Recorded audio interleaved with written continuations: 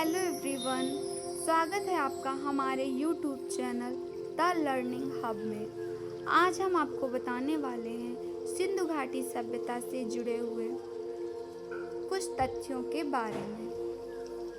तो आइए शुरुआत करते हैं। सिंधु घाटी सभ्यता को हड़प्पा सभ्यता या सैंधव सभ्यता के नाम से भी जाना जाता है। सिंधु सभ्यता की खोज 1921 में राय बहादुर दयाराम साहनी जी ने की थी। सर जॉन मार्शल ने 1924 में सिंधु घाटी सभ्यता नामक एक उन्नत नगरीय सभ्यता पाए जाने की विधिवत घोषणा की थी। सिंधु सभ्यता सिंधु नदी और उनकी सहायक नदियों के किनारे विकसित हुई थी। आइए अब जानते हैं कि इसका क्षेत्र कहां से कहां तक फैला हुआ था।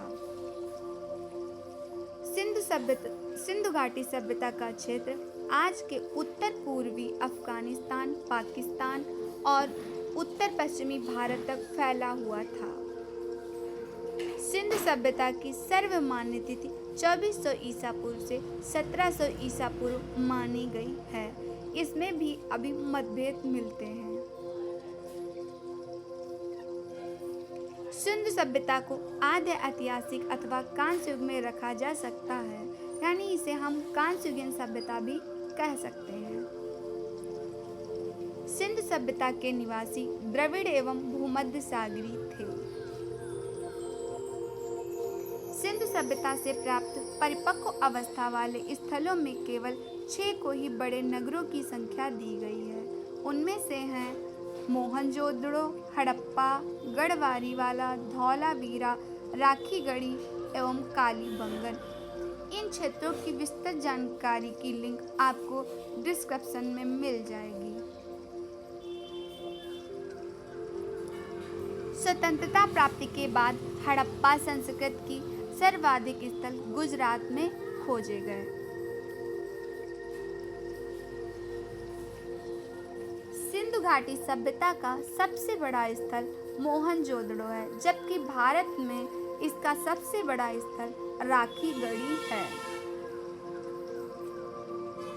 मोहनजोदड़ो स्नानागार सिंधु सभ्यता की सबसे बड़ी इमारत है और बहुत ज़्यादा फेमस भी है मोहनजोदड़ो के स्नानागार।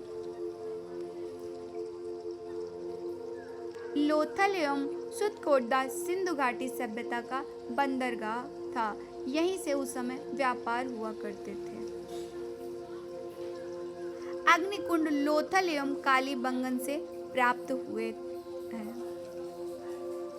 मोहनजोदड़ो से प्राप्त नर्तकी की कांस्य मूर्ति।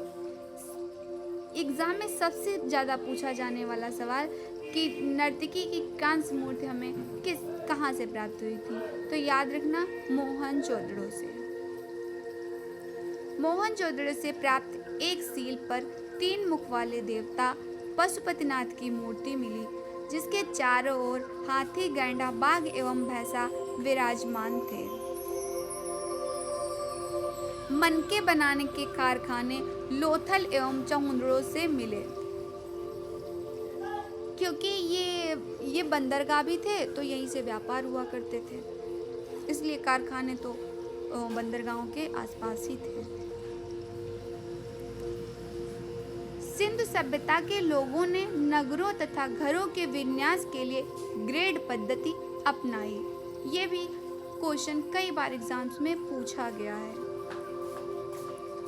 सिंधु सभ्यता की मुख्य फसलें थी गेहूं और जौ।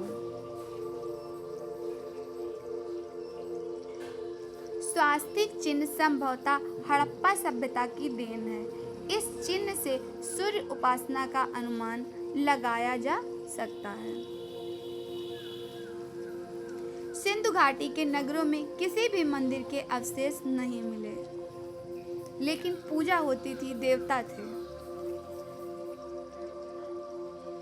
पशुओं में कुबड़ वाला सांड इस सभ्यता के लोगों के लिए विशेष पूजनीय था।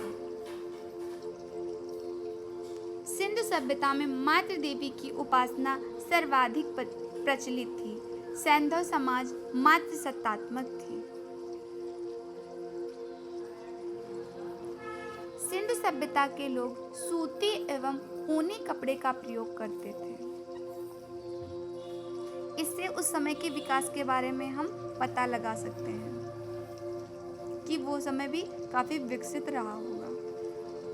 मनोरंजन के लिए ये लोग मछली पकड़ते थे, शिकार करते थे, पक्षियों को आपस में लड़ाते थे तथा चौपड़ और पासे खेला करते थे। और एक बात, पर्दा प्रथा का प्रचलन सिंधु सभ्यता में था।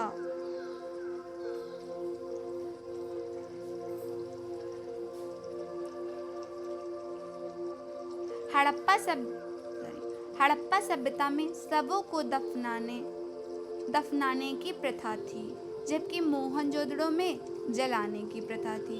तो हम ये कह सकते हैं सिंधु घाटी सभ्यता में शवों को दफनाया और जलाया जाता था। सिंधु सभ्यता के विनाश का संभवतः सबसे प्रभावी कारण बाढ़ था। जानकारी अच्छी लगी हो तो हमारी वीडियो को लाइक करें, शेयर करें। धन्यवाद।